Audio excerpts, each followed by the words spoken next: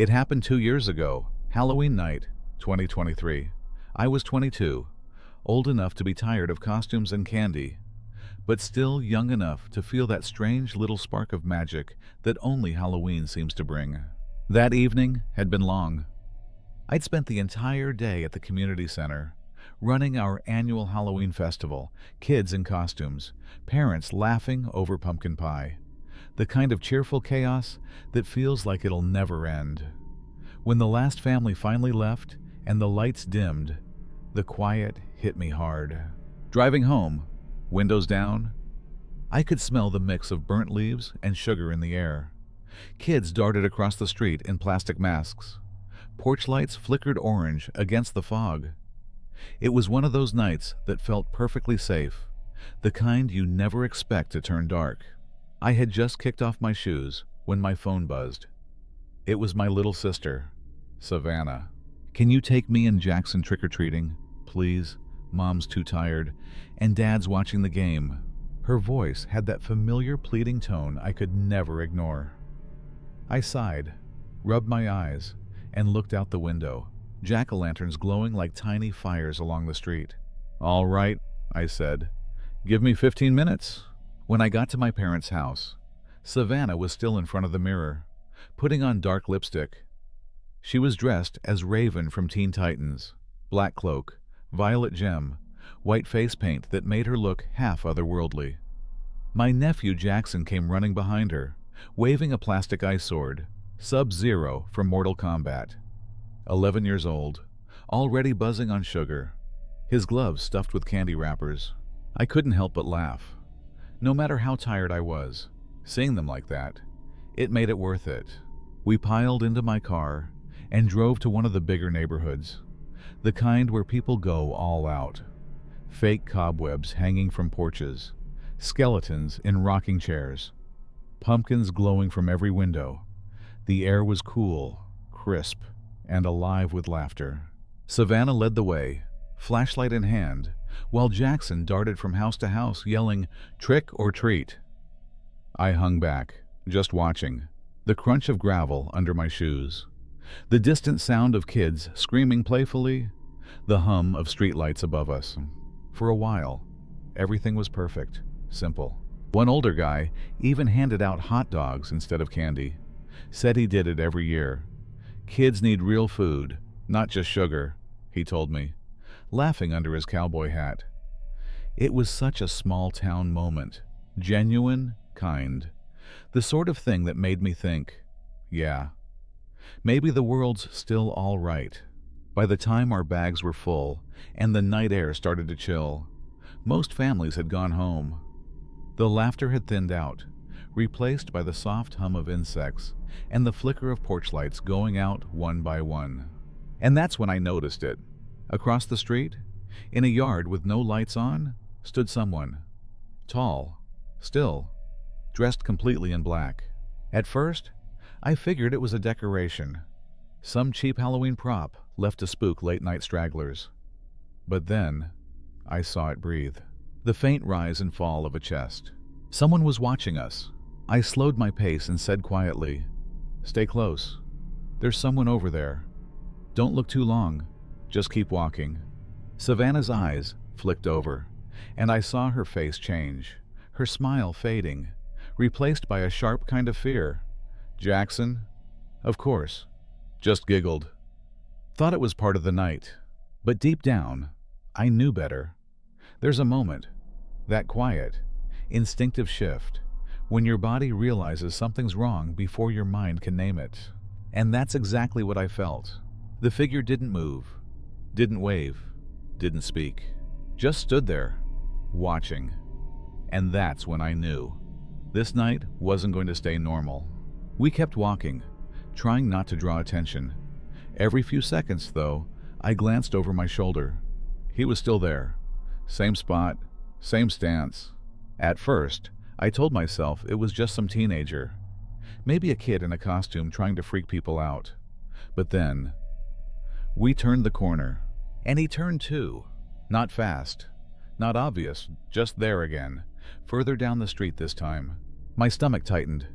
He wasn't following close. but he always stayed just close enough to see us. Savannah noticed too. "He's moving," she whispered, her voice thin and shaky. Jackson laughed. "Maybe he's going to jump out and scare us." But this wasn't the kind of scare you could laugh off. I tried to sound calm.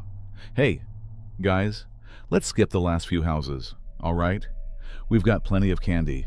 Let's head to the car." The streetlights buzzed faintly overhead, flickering like they were losing power. Savannah gripped Jackson's hand tighter. We picked up the pace. Halfway down the block, I looked back again, and my heart dropped. He was closer now, maybe 20 yards away. Still not running, just walking, steady, silent. I could hear my pulse pounding in my ears. "Savannah," I said quietly, "when we get to the car, get Jackson inside first, lock the doors." She nodded without a word. Her face looked pale in the orange glow of the streetlight. The sound of our footsteps quickened. Crunch, crunch, crunch, and for every sound we made, there was another set right behind us, and we turned the corner again. There, finally, the car. My hands fumbled with the keys. Click. Unlock. "Get in." Savannah yanked open the back door and shoved Jackson inside. I jumped into the driver's seat, hit the lock button, and turned the key. The engine sputtered. Didn't start. "What the? Come on," I whispered, slamming the key again. The second try caught. The headlights flicked on, flooding the street in white light. And there he was, standing directly in front of the car. I froze. Savannah gasped. Jackson whispered, "Cool costume." The man didn't move. He just stood there, half lit by the beams, his hoodie pulled tight, face lost in shadow. His arms hung loose at his sides, but something about him felt off, like he wasn't breathing right. Then he tilted his head, slow, deliberate, almost curious. That tiny movement hit me like ice in my veins. I threw the car into reverse, tires screeching against the pavement. We spun around, fishtailing before the wheels caught, and tore down the street. Savannah twisted in her seat, looking through the back window. "He's gone," she whispered. He didn't follow, but I didn't slow down. Not until we hit the main road. Not until I saw the glow of a gas station ahead. I pulled over, hands still shaking. Savannah was crying quietly. Jackson sat pale and silent now. No more jokes. For a long time, none of us spoke. Then my phone buzzed. A text. From an unknown number. "You forgot something." Attached was a photo. A picture of my car, taken from behind, and in the reflection of the back window, that same black hooded figure, standing just inches away. For a solid 10 seconds, nobody said a word. The only sound in this car was the faint hiss of the air vents, and Savannah's breathing, shaky. That text, it didn't make any sense. We hadn't dropped anything. But that photo, that reflection, him, standing right behind us. My heart was hammering against my ribs so hard I thought it might break them. "Lock the doors," I whispered. They were already locked. Little Jackson started crying. He was trying to be quiet about it, but I could see his small shoulders shaking in the rearview mirror. Savannah pulled him close, her eyes glued to my phone screen. "Who is that?" she asked, her voice cracking. I didn't answer her. I couldn't. The truth was, I had no idea. And then I did something stupid, something I still regret to this day. Instead of calling 911, I had to know. I had to prove it was a fake, a stupid prank. I grabbed the door handle. "What are you doing, the yakwash?" Savannah screamed. "It's fine," I said, trying to sound calm. "I'll just check. Someone's just messing with us." I stepped out of the car. The night air hit me like a slap, cold, sharp. The only light came from the buzzing fluorescent sign of the gas station. I scanned the parking lot. Empty. Nothing but our car and an old, beat-up pickup truck parked way over by the air pump. No one inside. But the feeling of being watched, it didn't go away. It got stronger, heavier. That awful, prickling sensation on the back of your neck, like something was standing just outside the circle of light, waiting. I looked back down at the phone, opened the picture. I zoomed in, past the window smudge, right onto the face in the reflection. It wasn't just a hoodie. He was wearing a mask. Not some cheap plastic Halloween mask. Not a skull or a clown. It was old. It looked like cracked porcelain. The kind of thing you'd find in your grandmother's attic, painted with a faint, polite smile. A smile that didn't reach the eyes. And that's when it hit me. That mask. When I was 13, there was this stupid urban legend in our town. A boogeyman kids called the Watcher. The story went that he only appeared when you weren't looking, and he always left a sign. A calling card, to let you know he'd been there. A single porcelain mask, left in the one place you thought you were safe. It was just a story. A stupid kid's story, right? I scrambled back into the car, locked the door. I drove home, fast. No music, no one spoke. The only sound was Jackson sniffing in the back seat. I got us all into my apartment, locked the deadbolt, latched the chain. I checked the hallway, twice. Stay in the living room, I told them. Don't move. I'm calling Dad. I pulled my phone from my pocket. It buzzed in my hand. Another text. Same number. The message just said, "You shouldn't have looked." And there was another photo. It wasn't a picture of the car. It was a picture of my apartment door, taken from the hallway. Right now, my knees buckled. Slowly, I crept toward the front door, my hand trembling. I undid the chain. I turned the deadbolt. I opened the door, just a crack. The hallway was empty. No, not empty. Right there on the welcome mat, leaning against my doorframe, a small, cracked porcelain mask, white, smiling. And it was still cold from the night air. That night, nobody slept. I left every single light in the apartment on, every curtain closed. Savannah and Jackson eventually passed out on the couch, wrapped in a blanket. The TV was on low, playing some old cartoon, just for the noise. I sat in the armchair across from them. My Glock was on the coffee table. The porcelain mask was locked inside a desk drawer. But even with the doors bolted, I couldn't shake the feeling. That mask. It had brought something in with it. This wasn't just paranoia. The air in the room felt heavy, aware. Every creak of the old building, every gust of wind outside the window, made my pulse spike. Around midnight, I checked the hallway through the peephole. Empty.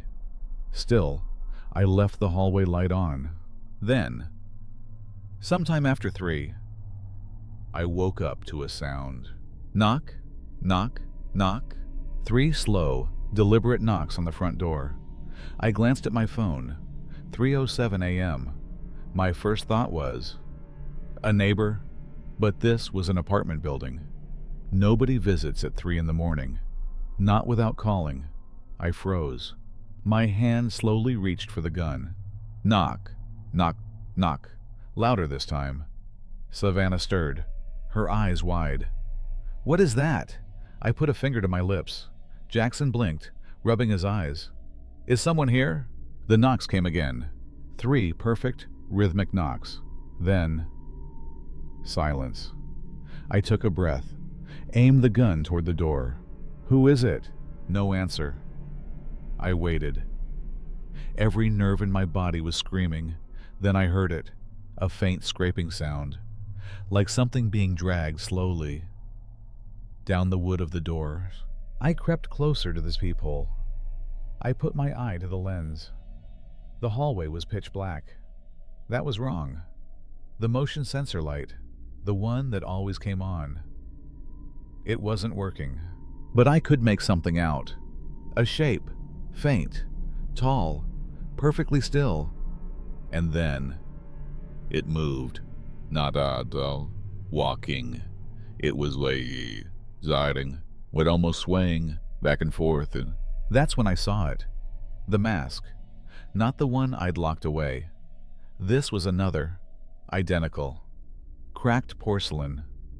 That faint, awful smile. It was pressed directly against the peephole. Looking back at me, I stumbled back, nearly dropping the gun. Savannah saw my face and let out a muffled scream, covering Jackson's eyes. Then, silence again. No more scraping, no knocking, no footsteps. It was just gone. I checked the peephole one more time. Nothing. The hallway was empty. The motion light was still off.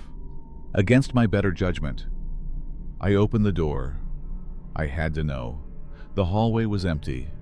No sound, no figure, only the mask, the new mask, lying right there on my doorstep. But this one wasn't like the last. On the inside of it, written in what looked like faded red ink, were 5 words. "You're not done watching." I slammed the door shut, locked the deadbolt, latched the chain. I called the police. They arrived 20 minutes later. They searched the hallway. They reviewed the security footage from the building's cameras. And this is the part that still gets me. The footage, between 3:05 and 3:10 a.m., was completely black. No sound, no visuals, just 5 minutes of missing time. The officer tried to reassure me. He said it was probably an elaborate prank. But when I showed him both masks, his face went pale. He looked at me, his voice quiet, and said, "You should leave town for a while." That was 2 years ago. I've moved since then, twice, changed my number, my job, even my car, but every Halloween, around that same time, I get a message, an unknown number. It's always the same photo, a dark street, and in the reflection of a parked car window, that same smiling porcelain mask. Sometimes I wonder if I should even be telling this story, because maybe the reason he keeps watching is because I looked first.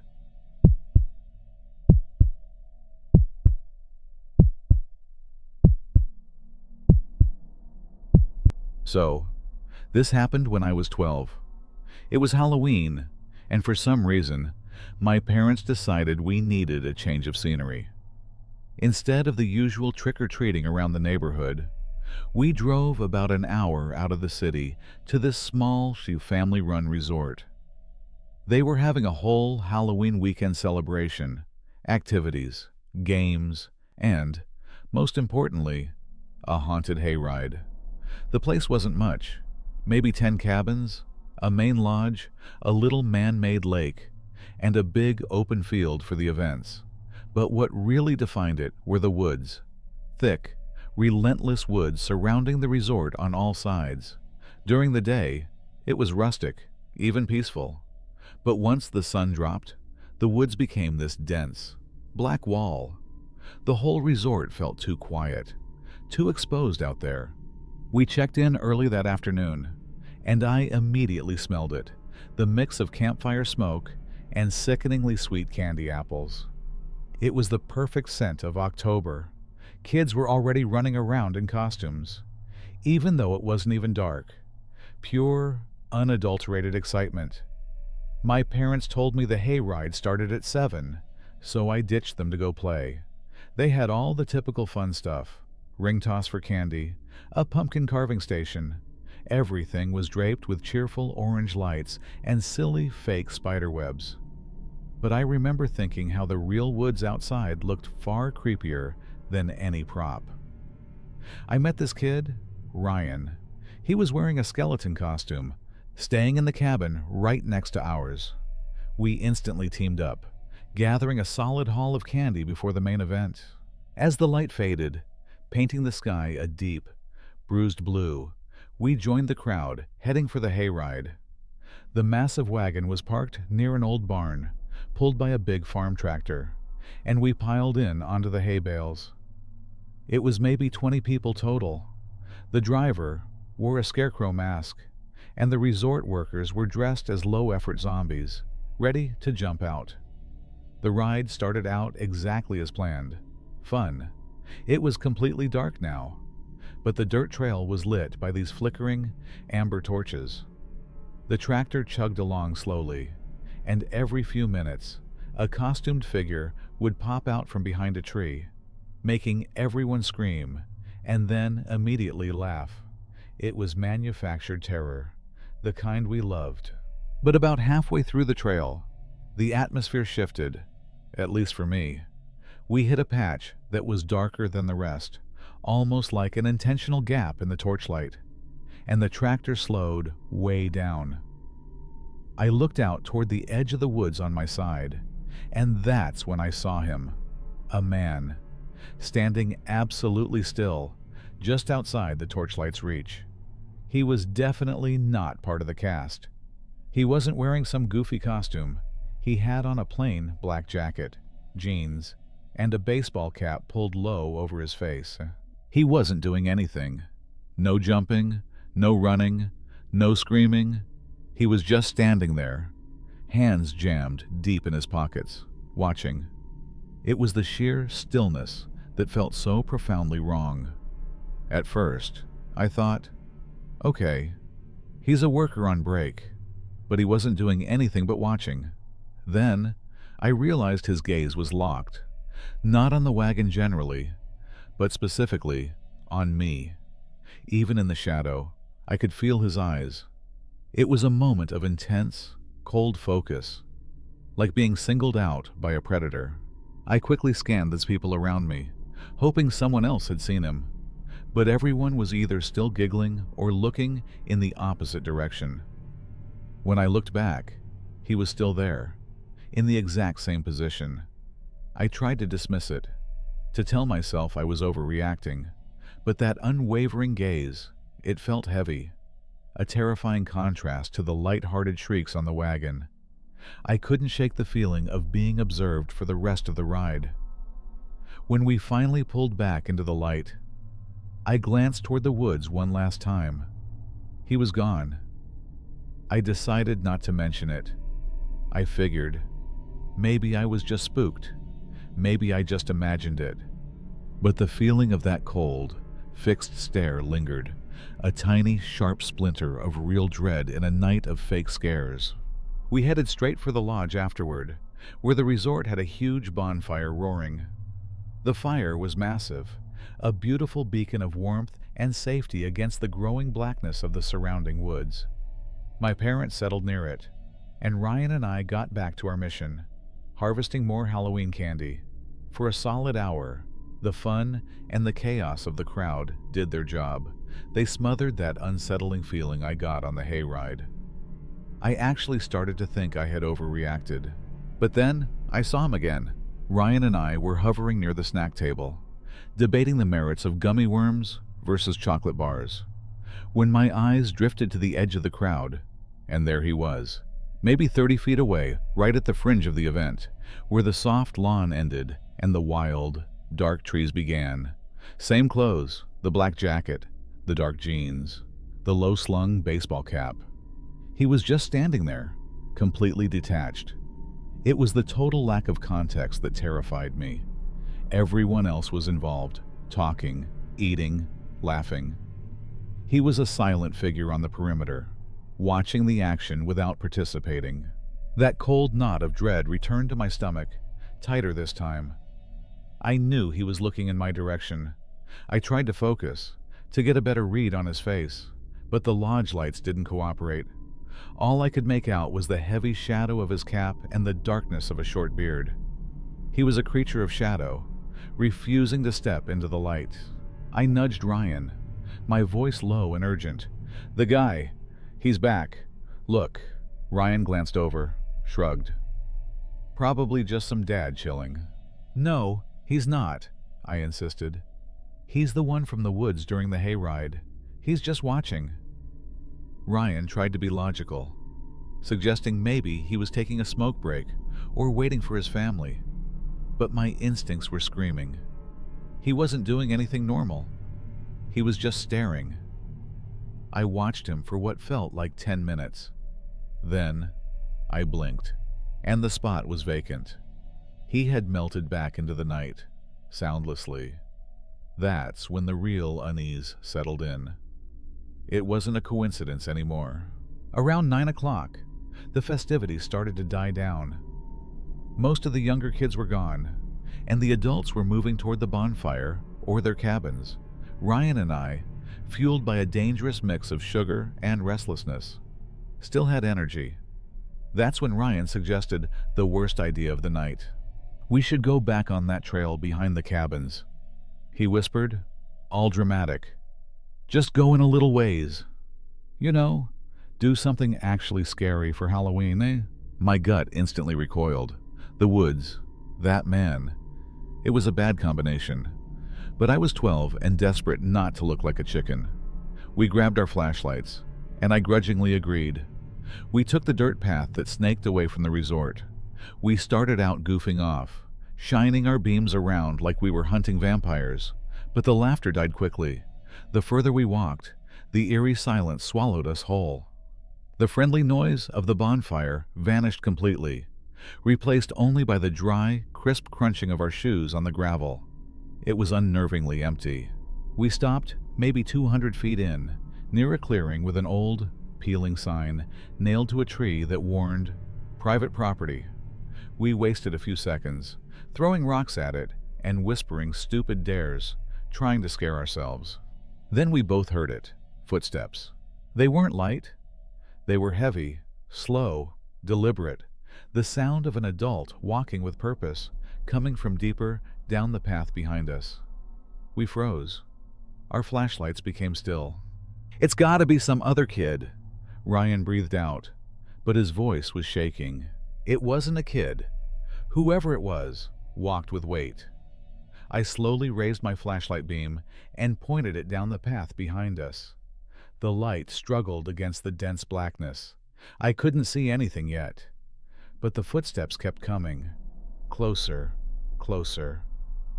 Then they abruptly stopped. The silence that followed was so complete, it felt like a vacuum.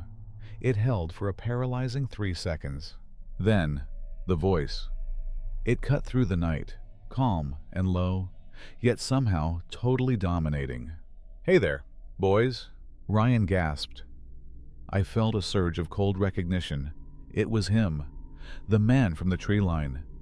He took a single, slow step forward, allowing the flashlight to catch the outline of the black jacket and the cap. "What are you two doing out here?" he asked, his voice entirely too casual. "You like candy?" We were speechless. My mouth was dry. He reached into his pocket and held up a prize, an orange and brown beacon in the dark, a Reese's peanut butter cup. "I got a bunch more of these in my cabin," he continued, his tone smooth, like a salesman trying to make you feel comfortable. "Come on, I'll give you some." Ryan took a violent step back, bumping into me. His face, reflecting the flashlight, was completely drained of color. The man took a few more steps toward us, and his movements were unnervingly relaxed. "You don't have to be scared," he said, his voice dropping to that manipulative, soothing tone. "It's Halloween. I'm just giving candy out. I saw you boys on the hayride earlier." That last sentence, that was the key that unlocked the true horror. He hadn't just seen us. He had been tracking us. He was using the festive spirit and that piece of candy to establish a false intimacy. My stomach dropped like a stone. He wasn't a bored dad. He was a predator. I didn't think. I reacted. I grabbed Ryan's arm so hard it probably left a bruise, and I hissed, "Run, now!" We turned and sprinted, our flashlights bouncing into the trees, creating a dizzying, panicked strobe effect. I heard him immediately behind us. His initial calmness was gone, replaced by a terrifying, pounding burst of speed. He was chasing us, hard. My heart was beating so fast and so hard it felt like it would tear through my chest wall. I pushed myself faster, propelled by the primal, desperate knowledge that if he caught us, it was over. The dirt path that was only 200 feet long felt like a mile. The trees blurred past. We ran on pure adrenaline, until the sound of his heavy footsteps began to fade behind the deafening sound of our own ragged breathing. Just as my lungs felt like they would collapse, I saw it, the glorious, blurry, welcoming glow of the resort lights piercing the pitch black ahead. We burst out of the trees, screaming for help as we stumbled onto the lighted lawn near the bonfire. We didn't stop running until we were right up against the safety of the adult crowd. Panting, shaking violently, I finally spun around, expecting him to be right there, bursting out of the tree line after us. The path was empty, silent. He was gone, just like before. We didn't stop running until we were practically buried in the crowd around the bonfire. My parents were there immediately, their faces snapping from confusion to sheer, white panic as they looked at our terrified, gasping faces. I tried to tell them everything at once, the staring, the path, the chase, but the words came out as frantic, choked sounds. Ryan, equally shaken, managed to confirm the core of the story. The man followed us, offered candy, and then chased us when we ran. The genuine, raw terror in our eyes was enough. They knew this wasn't just kids getting spooked by a branch. This was real. My dad and Ryan's father, along with a couple of the sturdy resort employees, immediately grabbed heavy-duty flashlights and stormed toward the trail.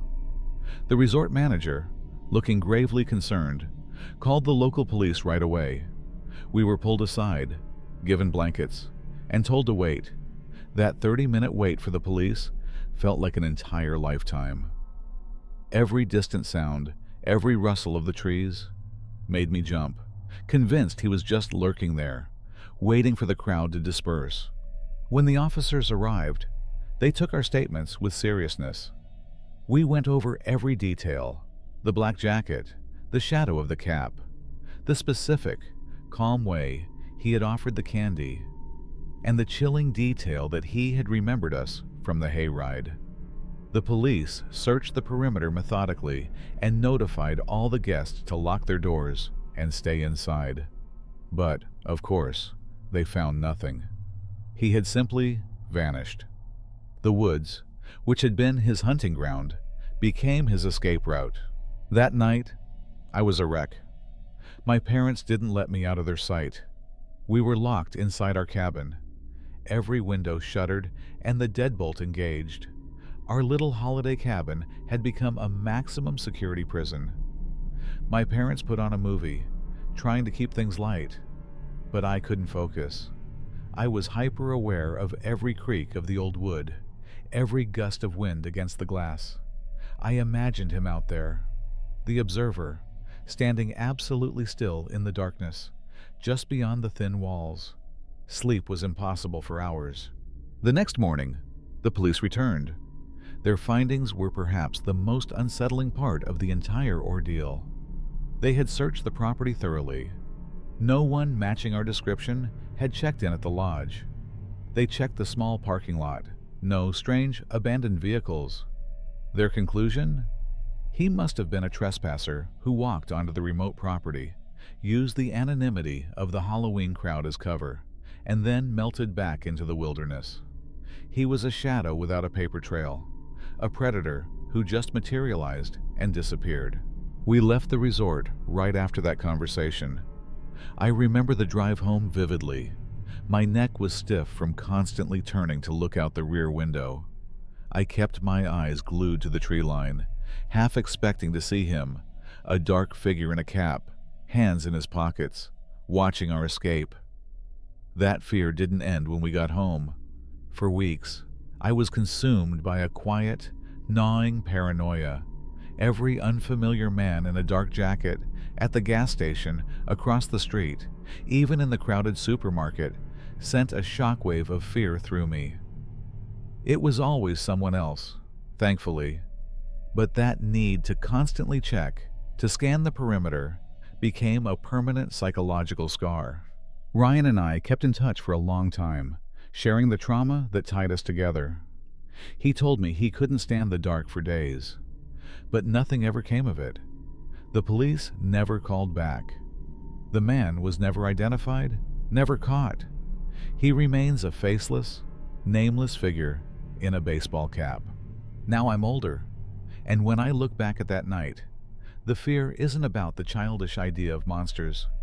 It's about the terrifying realization of human calculation and opportunity. What truly scares me is not the 30 seconds he chased us, but the knowledge of what he was planning. That calm, smooth voice, the practiced lure of the Reese's Cup, the calculated use of the Halloween setting to appear harmless, and the specific detail that he had singled us out and tracked us from the hayride. If we had hesitated for one single, fatal second, if we had believed his lie and taken one step toward his outstretched hand, I genuinely don't believe I would be here today, telling you this story. That night was the moment I learned the distinction between a fun, fake scare and the true, cold reality of danger. And every Halloween since then, whenever I see a lone figure standing silently at the edge of a crowd, refusing to participate, I always think of that man. Because sometimes, the people who look like they're just observing the fun are actually there, in the darkness, watching for a completely different and far darker reason.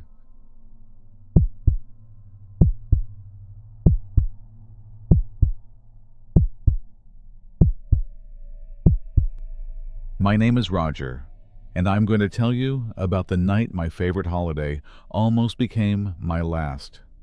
This happened 3 years ago, on a Saturday night. I was 29, and honestly, pretty mundane. I had a decent paying office job, the kind that bores you to tears, but keeps the lights on. And, like any new guy at the firm, I was still stuck with the graveyard shifts, the crummy vacation slots, basically, the shifts nobody else wanted. But the one thing I looked forward to every single year was Halloween. I'm a big kid at heart. You know, I wanted to see the ridiculous costumes, hear the squeals of sugar-high kids, and then settle in for a nice, long horror movie marathon. That year, it was just me.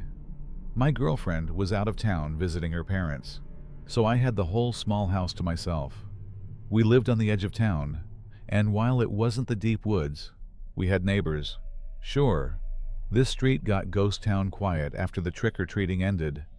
Around 9 o'clock, the lights would start winking out, one by one, sealing the families inside for the night. I don't have kids, so I did my duty, handing out candy until the crowd was officially dead. I've always been cool about the small pranks, too. I'd seen it all before, the occasional ding-dong ditch. That's the trick part of the treat, and I was fine with it. It was a perfect, crisp Halloween night. Chilly, but the sky was clear. By 10:30 p.m., I was finally in my zone. I was stretched out on the couch. The lights were low. The house was silent. And I was half watching The Conjuring, a classic to get the mood right, while picking through my bowl of leftover Reese's Cups. It had been a good hour since I'd seen a soul outside. I was convinced the night was officially over. So, when I heard it, it just sounded like a footnote. A faint, almost apologetic knock at my side door. Stragglers, I mumbled to myself, figuring it was some late teenagers trying their luck. I slid off the couch, unlocked the door, and swung it open. Nothing. The driveway was empty.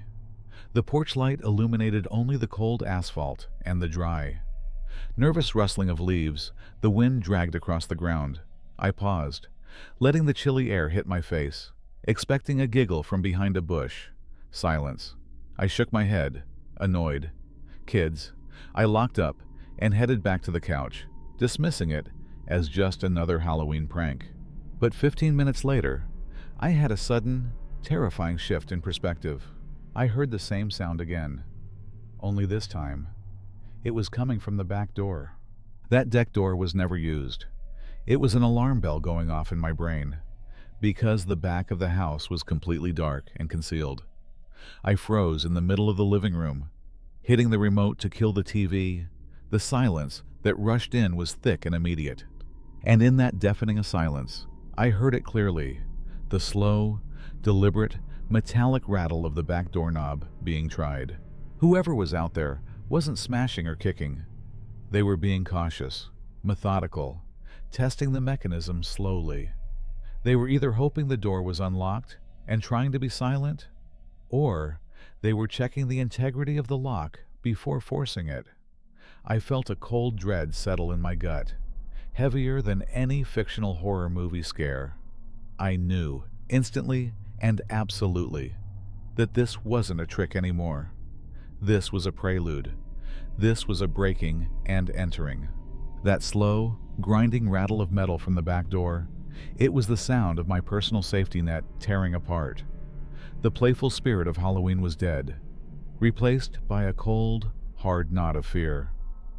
I felt the adrenaline hit me like an electrical shock. I instantly ditched the thought of running upstairs. Making that much noise would just tell him exactly where I was. Instead, I dropped to a crouch and started creeping toward the kitchen. I kept low, moving along the base of the wall, making sure my head stayed below the windows. I had to see who this was. I had to know the threat. I reached the kitchen counter, my breath held tight in my chest. I risked a quick, furtive glance through the small window next to the door. And there he was. He was crouched, leaning low to examine the lock. He was dressed in dark, bulky clothes, trying to blend into the shadows of the yard. On top of his head, pushed up like a casual hat, was a cheap, cracked Halloween mask.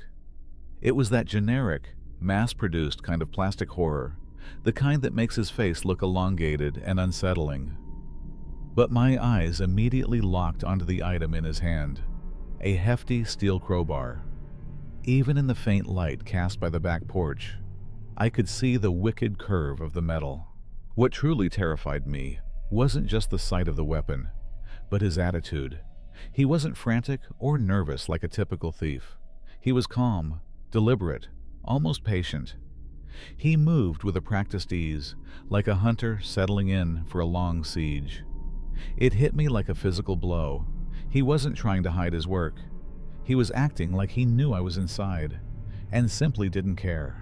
I backed away silently, my heart trying to punch its way out of my ribs.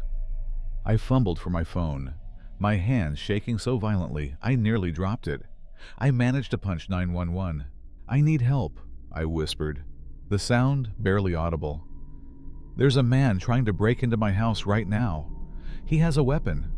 He's at the back door." The operator, a dispatcher with a smooth, professional voice, instantly took command. "Sir, I need you to stay on the line. Lock yourself in a secure space and do not engage." I scrambled to the stairwell, the quickest, most protected spot I could think of. I didn't dare go upstairs. Too much noise. I grabbed the first thing I could find, a long, heavy kitchen knife, and hunkered down at the top of the basement steps, the cold steel handle slick in my sweaty palm. I kept the phone pressed to my ear, whispering every tiny update to the dispatcher. Suddenly, I saw his dark silhouette shift away from the back door. Hope flared, brief and false. Then I heard it, a tiny, scraping, grating sound, followed by a definitive pop, the sound of a window screen being ripped off its frame. He had moved to the basement window. "He's at the basement," I choked out, my voice thin, reedy. "He's at the basement window." I was shaking so badly the knife was rattling in my hand. She assured me, again, that officers were already en route. Then came the moment that turned the blood in my veins to ice. I heard the terrifying, crystalline crack.